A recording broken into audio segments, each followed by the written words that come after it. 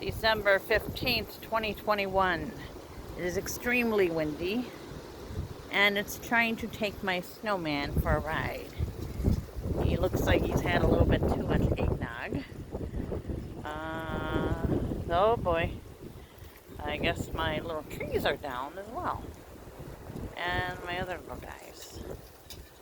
The Peanuts gang is still hanging on. But yeah, I gotta rope him in and tie him to the pole here.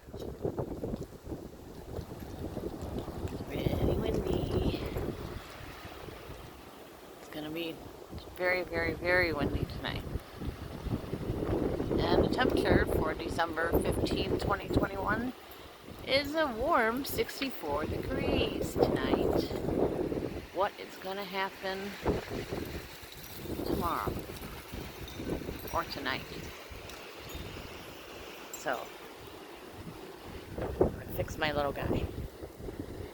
Here we go.